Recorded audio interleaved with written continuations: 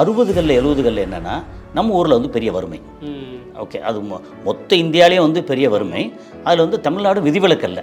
நம்ம ஊரில் கவர்மெண்ட்லேயோ இல்லை ப்ரைவேட்டில் வேலை செய்கிறத விட அங்கே வந்து லேபராக போய் வேலை செய்கிறது வந்து லாபம் அப்படின்றது. அப்புறம் இங்கே வந்து வாய்ப்பு இல்லை. என்ன பண்ணாலும் திரும்ப திரும்ப போய் களை எடுக்க போனோம்னா 15 ரூபா 20 ரூபா சம்பளம் கொடுத்த இடத்துல அங்கே வந்து மாதத்துக்கு வந்து 400 ரூபா கன்ஃபார்ம்டாக வருது அப்படின்னு அங்கே போனாங்க. அந்த டைமில் விசாவுக்கு வந்து பெருசாக சார்ஜ் பண்ணலாம், நமக்கு ஆள் வேணும் அப்படின்ற இடத்துல. ஏன்னா அபுதாபி வந்து நிறைய ஆயில் ரிச் ஸ்டேட் அது. அவங்களுக்கு வந்து இதை வந்து டூரிசத்தை பெருசாக வளர்த்து வர வேண்டிய தேவையில்லாமல் இருந்தது. அப்போ துபாய்க்கு வந்து ஒன்றுமே இல்லை. அப்போது டூரிசத்தை வளர்த்து இல்லை இம்போர்ட் எக்ஸ்போர்ட் இதெல்லாம் வளர்த்து பெருசாக்கி அதிலேருந்து சம்பாதிக்க வேண்டிய தேவை இருந்தது. நல்லா இருக்கே, இடம் நல்லா இருக்கே, நம்ம வந்து இங்கே ஒரு இடத்த வாங்கி போடலாமோ, ஒரு வீட்டை வாங்கி போடலாமோ அப்படின்றது சாதாரண லேபராக போகிறவங்களுக்கு இங்கே வந்து நமக்கு நம்ம சொந்தக்காரனுக்கு வேலை கிடைக்குமோ அல்லது கேர்ள் ஃப்ரெண்டோட தம்பிக்கு வேலை கிடைக்குமோ அப்படின்ற அளவுக்கு வந்து அங்கே யோசிக்கலாம். பணம் வச்சுருக்கேன்.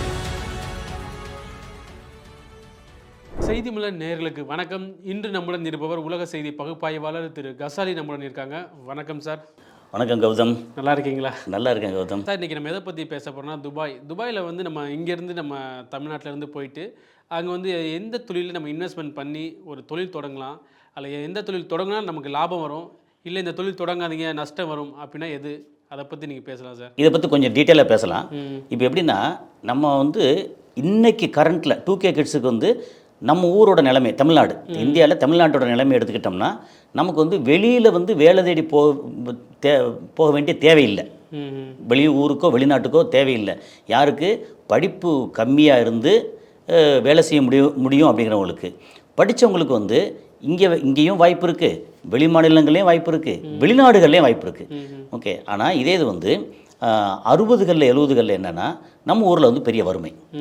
ஓகே, அது மொத்த இந்தியாவிலேயும் வந்து பெரிய வறுமை. அதில் வந்து தமிழ்நாடு விதிவிலக்கல்ல. அன்றைக்கி வந்து நமக்கு வந்து அக்ரிகல்ச்சரில் ப்ரொடக்ஷன் வந்து கம்மி, ப்ரொடக்டிவிட்டி ரொம்ப கம்மி, ப்ரொடக்டிவிட்டி ரொம்ப கொஞ்சம் டிஃப்ரென்ஸ் இருக்குது அதில் கம்மி. அப்புறம் எல்லாருக்கும் வந்து சாப்பாடு இல்லை. அன்றைக்கி வந்து 3 கோடி பேர் 4 கோடி பேர் அப்படின்னு இருக்கும்போதெல்லாம் வந்து நமக்கு சாப்பாடே இல்லை, அரிசியே இல்லை அப்படின்ற அளவுக்கு நமக்கு வறுமை இருந்தது. அப்போ வந்து பொதுவாக என்ன சொல்லுவாங்கன்னா ராம்நாத் டிஸ்ட்ரிக்ட் வந்து ரொம்ப ஒரு மாதிரி கொஞ்சம் வறட்சியான மாவட்டம்பாங்க. ஆனால் அந்த ராம்நாடு எது அப்படின்னா சிவகங்கை விருதுநகர்லாம் சேர்த்த ராம்நாடு. ஆனாலும் அங்கே விவசாயம் அந்த காலத்தில் ரொம்ப கம்மியாக இருந்தது. அது பலவித காரணங்கள், அரசியல் காரணத்திலேருந்து நம்ம மக்களுக்கான விழிப்புணர்வுலேருந்து எல்லாமே வந்து காரணங்கள் இருந்தது. அன்னைக்கு எங்கேயாவது போகணுமே அப்படின்னு நினச்சதில்ல. ஒரு திருநெல்வேலியிலேருந்து ஒரு கூட்டம் என்ன பண்ணாங்கன்னா மும்பை தாராவி ஒருத்தர் போனாங்க, அங்கே ஒரு கூட்டம் போனாங்க. அப்புறம் சேலத்திலேருந்து ஒரு பெரிய கூட்டம் டெல்லிக்கு போனாங்க. எப்போவுமே டெல்லியில் வந்து தமிழர்கள்னு பார்த்தா சேலம் வந்து டாமினேஷன் இருக்கும். மும்பையில் வந்து தமிழர்கள்னு பார்த்தா திருநெல்வேலி டாமினேஷன் இருக்கும். என்ன காரணம்னா நம்மளுடைய பழக்கம் எப்படின்னா அந்த ஆட்டு மந்தை கூட்டம் சொல்லுவாங்கல்ல, அது வந்து தப்பான வார்த்தை இல்லை. ஒரு ஆடு வந்து குனிஞ்சிக்கிட்டு அப்படியே முன்னாடி போகுதுன்னா பின்னாடியே வந்து ஒரு 10 ஆடு 20 ஆடு மாதிரி போய்கிட்டே இருக்கும். அப்போ திருநெல்வேலியிலேருந்து ஏதோ ஒரு வகையில் பிழைக்கிறதுக்கு நம்ம வந்து மும்பைக்கு போகிறோம் அப்படின்னா அங்கே வந்து பிழைப்பு நல்லா இருக்கே அப்படின்னா மாமன் மச்சான் சொந்தக்காரன் அவன் கூப்பிட்டு பார்த்து ஒருத்தர் போய் கடை வைக்கிறோம், இது பண்ணுறோம். சில இது ரவுடி இது கூட பண்ணால் ஏன் ரவுடி பண்ணான்னா அங்கேருந்து வந்து நீ என்ன தமிழ்நாட்டுக்காரனா அப்படின்னு அடிக்கும்போது திரும்பி எதிர்த்து நின்னா ரவுடின்னு சொல்லிடுவாங்க. அது மாதிரி நின்னது. என்ன பண்ணாலும் ஒரு பெரிய கூட்டம் வந்து திருநெல்வேலி கூட்டம் வந்து மும்பையில் இருந்தது. சரி, இதை தாண்டி அப்படி யோசிக்கும்போது அந்த டைமில் வந்து பெரிய அளவுக்கு வந்து வளர்ச்சி நோக்கி போன நாடுன்னு எடுத்தோம்னா 65 வந்து சிங்கப்பூர் தனியாக ஆரம்பித்தது. அப்போ அவங்களுக்கு கட்டுமானம் நிறையா தேவைப்பட்டுச்சு. அதுக்கப்புறம் வந்து மலேசியா வேறு கட்டுமானம் நிறையா தேவைப்பட்டு வந்துச்சு. அப்போ வந்து அவங்களுக்கு வந்து லேபர் தேவை. அந்த லேபர் வந்து சீப்பாகவும் எஃபிஷியண்ட்டாகவும். ஓகே, 8 மணி நேரம் 10 மணி நேரம் வந்து வேலைக்கு போட்டோம்னா நமக்கு வந்து அந்த சரியான ப்ரொடக்டிவிட்டின்னு சொல்லுவோம் இல்லையா, அந்த நேரம் வந்து 3 மணி நேரம் 3.5 மணி நேரம் 4 மணி நேரம் அப்படி இல்லாமல் 10 மணி நேரம் வேலை கொடுத்தோம்னா 7 மணி நேரம் வந்து நல்ல வேலை பார்க்குறாங்க. அப்படின்னா நமக்கு வந்து தமிழ்நாட்டில் இருந்து நம்ம வந்து இப்போ ராஜஸ்தானோ ஆந்திராவோ இல்லை கேரளாவோ அதை பற்றி பேசலை. ஓகே, கேரளாவிலேருந்து லேபராக போனது ரொம்ப குறைவு. தமிழ்நாட்டில் வந்து லேபர் வந்து ரொம்ப அதிகம்.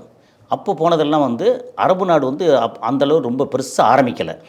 60 70களில் 75 வரைக்கும் சொல்ல போனால் இப்போ மலேசியா விட சிங்கப்பூர் வந்து ரொம்ப பேர் அதிகமாக இருந்துச்சு. ஓகே. அதுக்கப்புறம் வந்து சிங்கப்பூரில் ஒரு அந்த ஒரு மொத்த ஏரியா வந்து ஒரு 750 ஸ்கொயர் ஃபீட்டுக்குள்ளே அதுக்குள்ளே வந்து கட்டுமானம் நிறைய வந்துக்கிட்டே இருக்குது. நம்ம மக்கள் போகிறாங்க, நல்லா சம்பாதிக்கிறாங்க.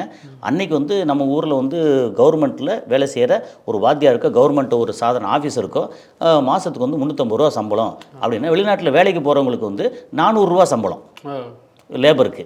அப்போ இதே தான் கம்பேர் பண்ணால் வந்து நம்ம ஊரில் கவர்மெண்ட்லேயோ இல்லை ப்ரைவேட்டில் வேலை செய்கிறத விட அங்கே வந்து லேபராக போய் வேலை செய்கிறது வந்து லாபம் அப்படின்றது. அப்புறம் இங்கே வந்து வாய்ப்பு இல்லை.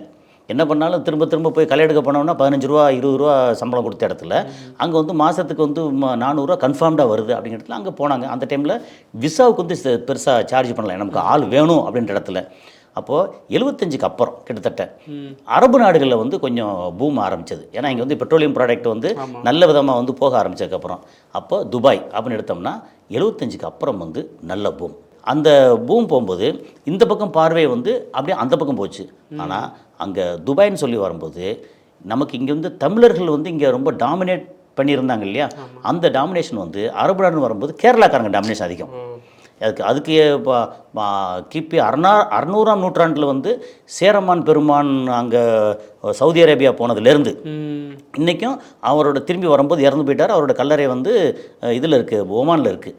அந்த காலத்துலேருந்து ஏன்னா அந்த கேரளா சைடு இருக்கு இல்லையா, ஹார்பர் இதெல்லாம் இருக்கு இல்லையா, அது வந்து அப்படி நேராக போனால் அரபு நாடு. இந்த பக்கம் நம்ம வந்து ரைட் சைடில் வந்து வங்காள விரிகுடா போனோம்னா இப்படி போனால் ஃபாரிஸ்ட்டு. ஸோ தமிழர்கள் போகிறோம் அதிகமாக ஃபாரிஸ்ட்டு போனதுக்கு இது ஒரு காரணம். கேரளாக்காரங்க அதிகமாக அரபு நாடுகள் போனதுக்கும் இது ஒரு காரணம். பாகிஸ்தான்காரங்களும் உள்ள அரபு நாட்டில் இருக்காங்கன்னு சொல்கிறாங்க, நிறையா இருக்காங்க. ஏன்னா அவங்க வந்து ரோடு வழியே வர முடியும். இன்னொன்று அவங்களுக்கு வந்து அரபு நாடுகள் வந்து இப்போ நம்ம சொன்னோம் துபாய் அப்படின்னு சொன்னதுக்கப்புறம் இதெல்லாம் துபாயோட கதைகள்னால் அதோட வரலாறு. ஓகே, அவங்களுக்கு வந்து துபாயில் வந்து அல்லது அரபு நாட்டில் சவுதி அரேபியா, துபாய், ஓமானாக இருக்கட்டும், ஓமான் வந்து கொஞ்சம் அக்ரிகல்ச்சர் அதிகமாக உள்ள கண்ட்ரி, கத்தாராக இருக்கட்டும், இதெல்லாம் வந்து பெட்ரோலியம் ப்ராடக்டை பேஸ் பண்ணி வந்து அப்போ டெவலப் ஆகிற கண்ட்ரி. அப்போ வந்து 75-80கள் வந்து பெருசாக ஒன்றுமே இல்லை, கட்டடங்கள் பெருசாலாம் இல்லை. அதுக்கப்புறம் தான் நிறையா பெருசாக வருது. அந்த டைமில் இங்கே வந்து ஃபாரிஸ்ட்டில் சிங்கப்பூரில் வந்து கட்டடங்கள் நிறையா வந்துருச்சு. அப்போவே பார்த்தீங்கன்னா பழைய தமிழ் படத்தில் பிரியான்ற படத்துல எல்லாம் இதெல்லாம் வந்து அப்படி நம்ம சிங்கப்பூர் பற்றி எப்படி இருக்கும் அங்கே பார்க்கும்போது நம்மளாம் வந்து ரொம்ப ஆச்சரியமாக பார்த்துக்கிட்டு இருப்போம். ஒரு ஷாப்பிங் மால் பார்த்தாலும் அப்பா ஆமாம் ஒரு மாதிரி அந்த நகரும் படிக்கட்டு இப்போ வந்து இங்கே பார்த்தா மெட்ரோவில் அங்கே இங்கே ஷாப்பிங் எல்லா இடத்துலையும் வந்துருச்சு. பஸ் அதை சொல்லுங்கள். ஸோ அந்த மாதிரி இருந்துச்சு. அப்போது துபாய் அப்படிங்கும்போது நமக்கு ஒரு மிகப்பெரிய அட்ராக்ஷனாக இருந்தது. ஓகே சார், இப்போது நீங்கள் சொல்கிறீங்க ஓகே இப்போ போன வேலைக்காண்டி போனாங்கன்னு. இப்போ இந்த மாதிரி காலகட்டத்தில் இப்போ வேலைக்காண்டி போகிறவங்க வந்து அங்கே வந்து ஒரு வேலைக்காண்டி போகிறாங்க, சொந்தமாக தொழில் தொடங்கணும் அப்படின்னா அவங்க என்னென்ன விதிமுறைகள் இருக்குது, நம்ம வந்து லாபம் வருமா நஷ்டம் வருமா? துபாயை பற்றி மட்டும் இப்போ வந்து எடுத்துக்கிறோம். துபாயில் வந்து எப்படின்னா அவங்க வந்து டூரிசம் பேஸ்டு கண்ட்ரி. அப்போ டூரிசம்களை வந்து பெரிய அட்வான்டேஜ் என்ன தெரியுமா, ஆட்கள் சுற்றி பார்க்க வருவாங்க. வரும்போது அங்கே வந்து ஃப்ளைட்டுக்கான அந்த ஃப்ளைட்டோ வெளி ஃப்ளைட்டோ ஏர்போர்ட் பெருசாக வேணும், அதுக்கான சார்ஜ் அவங்களுக்கு காசு கிடைக்குது. வர்றவங்க வந்து தங்குவாங்க, சுற்றி பார்ப்பாங்க. அதுக்கப்புறம் பார்க்கும்போது வந்து ரொம்ப அட்ராக்டிவ் என்னென்ன இருக்கோ பொருட்கள்லாம் வாங்கி ஊருக்கு கொண்டு போவாங்க. அப்படிங்கும்போது அதோட ஃபாரின் எக்ஸ்சேஞ்ச் இருக்கு இல்லையா, அப்புறம் அதோட பிஸ்னஸ் வந்து ரொம்ப கூடும். அதுக்கப்புறம் நல்லா இருக்கே இடம், நல்லா இருக்கே, நம்ம வந்து இங்கே ஒரு இடத்த வாங்கி போடலாமோ, ஒரு வீட்டை வாங்கி போடலாமோ அப்படின்றது சாதாரண லேபராக போகிறவங்களுக்கு இங்கே வந்து நமக்கு நம்ம சொந்தக்காரனுக்கு வேலை கிடைக்குமோ அல்லது கேர்ள் ஃப்ரெண்டோட தம்பிக்கு வேலை கிடைக்குமோ அப்படின்ற அளவுக்கு வந்து அங்கே யோசிக்கலாம். பணம் வச்சுருக்கவன் ஜாலியாக போகிறான், சுற்றுறான். இப்போ உங்கள் கையில் ஒரு 500 கோடி ரூபா இருக்குது, என்ன செய்வீங்க? தொழில் தொடங்க. அங்கே போனால் என்ன தொழில் தொடங்கலாம்? அப்போ கூப்பிட்டு 4 பேரை பேசி என்ன பண்ணலாம் அப்படின்னா, துபாயில் வந்து தொழில் தொடங்குறதுல வந்து ஒரு 3-4 வகை இருக்குது. பேசிக்கலி அங்கே வந்து டூரிசம் கண்ட்ரி சொன்னோம் இல்லையா, அப்போ டூரிசத்துக்கு மெயினாக என்ன வேணும்னா ஹோட்டல் வேணும். ஓகே, அதுக்கப்புறம் ட்ரேடு வந்து ரொம்ப பெருசு. என்ன காரணம்னா அங்கே துபாய் வந்து ஒரு பெரிய ஹப்பு. சவுதி அரேபியா வந்து கொஞ்சம் க்ளோஸ்டு கண்ட்ரி, பெரிய கண்ட்ரியாக இருந்தால் கூட எல்லோரும் ஈஸியாக போய் வரலாம். டூரிசம் அப்படின்னு என்கரேஜ் பண்ணாத கண்ட்ரி. இந்த பக்கம் கத்தார் வந்து இப்போ பெருசாக என்கரேஜ் பண்ணுறாங்க. ஆனாலும் துபாய் கம்பேர் பண்ணும்போது கத்தார் வந்து இப்போ வளர்ந்துருக்கு. அப்போது கத்தாரும் பெருசாக இல்லை. பஹ்ரைன் எடுத்திங்கன்னா ஒரு சின்ன தீவு அது. அப்புறம் குவைத்தும் வந்து ரொம்ப பெருசில்லை, அவங்களுக்கு வந்து பெர் கேபிட்டா இன்கம் ரொம்ப ஜாஸ்தி. ஆனால் வந்து டூரிசம் வந்து டெவலப் பண்ண வேண்டிய அவசியம் இல்லாமல் இருந்த கண்ட்ரி. அப்போ என்னென்னா இங்கே வந்து ஹார்பர் போர்ட்டு சீ போர்ட்டு ஏர்போர்ட்டு இது எல்லாமே ரொம்ப டெவலப் பண்ணி அப்படி வரும்போது ஈரான்லேருந்து, ஆப்பிரிக்காவிலேருந்து, இந்த பக்கம் சைனாலேருந்து, இந்தியாவிலேருந்து, இப்படின்னு எல்லா கண்ட்ரிலேருந்தும் வந்து பொருட்கள் எல்லாம் அங்கே வந்து துபாயில் போய் அங்கேருந்து டிஸ்ட்ரிபியூட் ஆகிறது. இப்போ உதாரணத்துக்கு நம்மகிட்ட வந்து இப்போ மாம்பழம் எக்ஸ்போர்ட் பண்ணுறோன்னு வச்சுக்கோங்க, சேலத்துலேருந்து ஒரு 100 லாரி லோடு நம்ம வந்து இங்கே அரபு நாடுகளுக்கும் அல்லது ஆப்பிரிக்க நாடுகளுக்கும் அந்த பக்கம் எங்கே கொண்டு போனோம், ஈரானுக்கு எல்லாம் கொண்டு போகணும்னு வச்சுக்கங்களேன். அது நேரம் வந்து ஈரானுக்கு கொஞ்சம் ஒரு 20 லாரி ஈரானுக்கு, 30 லாரி வந்து இங்கே அப்படி போகிறது இல்லை. 100 லாரியுமே, இது லாரிங்கிறது சும்மா உதாரணம் கண்டெய்னர். ஆமாம், அது புரிஞ்சுக்கிறதுக்காக சொல்கிறேன். 100 லாரி லோடுமே துபாய்க்கு போகும். ஹப்புக்கு போயிடும் துபாய். அப்போ ஜபல் அலி போர்ட்னு ஒரு போர்ட் இருக்குது, ரஷீதா போர்ட்னு இருக்குது, இந்த மாதிரி அங்கே போகும். அங்கே போய் அங்கேருந்து இது வந்து 10 கண்டெய்னர் இங்கே, 10 கண்டெய்னர் அங்கே, 20 கண்டெய்னர் அங்கே, அப்படின்னு அங்கே பிரியும். இப்போ இங்கே உள்ளே வந்துட்டாலே இந்த பொருட்களுக்கான இடம், ஆப்ரேட் பண்ணுற இடம், அவங்களுக்கான ஆட்கள், தங்குற இடம், அவங்களுக்கான சாப்பாடு, அதுக்கப்புறம் இதுக்கான டியூட்டி இருக்குல்ல. எப்படி பார்த்தாலும் அங்கே டேக்ஸ் ஃப்ரீ. இப்போ கொஞ்சம் டேக்ஸ் இருக்குது, முன்னாடி டேக்ஸ் ஃப்ரீ வேறு. ஆனால் இந்தியாவோட கம்பேர் பண்ணும்போது கூடவே குறைவு தான். இந்தியாவில் வந்து டேக்ஸ் வந்து எப்படின்னா டேக்ஸ் டெரரிசம் சொல்லுவாங்க.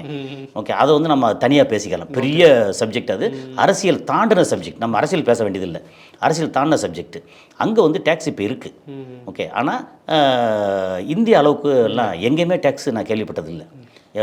ஜிஎஸ்டி இருக்குது, சிங்கப்பூரில் ஜிஎஸ்டி இருக்குது, ஆனால் இந்திய அளவுக்கு இல்லை.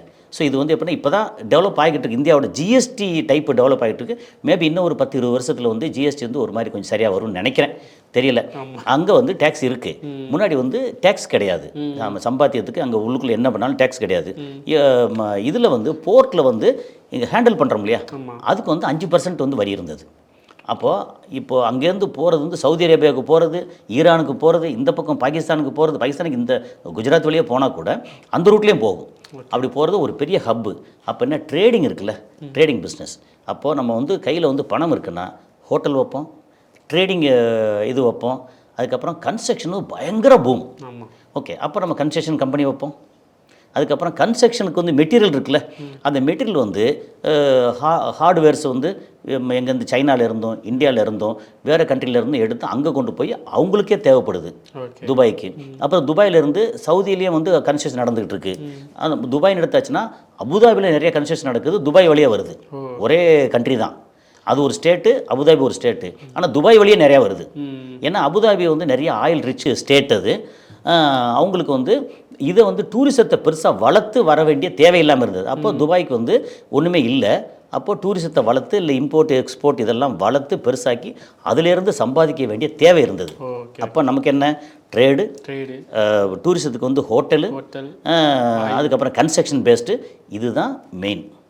அங்கே போய் நம்ம வந்து ஒரு 100 ஏக்கர் இடத்த வாங்கி விளைய வச்சு பண்ணுறதுக்கு ஒன்றும் இல்லை, எல்லாம் வந்து பாலைவனம். ஓகே, ஸோ இதுதான் வந்து நம்ம இன்வெஸ்ட்மெண்ட்டுக்கானது. இந்த இன்வெஸ்ட்மெண்ட் நீங்கள் கேட்ட கேள்வி வந்து லாபமாக நஷ்டமா? ஓகே, இதை வந்து நம்ம சிம்பிளாக வந்து இன்வெஸ்ட்மெண்ட் பண்ணால் லாபம் வரும். இப்போ தங்கத்துலையா இல்லை நீங்கள் சொன்ன மாதிரி ட்ரேடில் வந்து தங்கமும் வரும். ஓகே, அங்கே ஆமாம் இது சொல்லலாம். இப்போ லாபமாக நஷ்டமானா ஒழுங்காக, அது ரொம்ப சிம்பிளாக என்ன சொல்லிடுவோம்னா, நம்ம ஒழுங்காக வந்து தொழிலை பார்க்கலன்னா நஷ்டம், கரெக்டாக தொழிலை பார்த்தோம்னா லாபம்.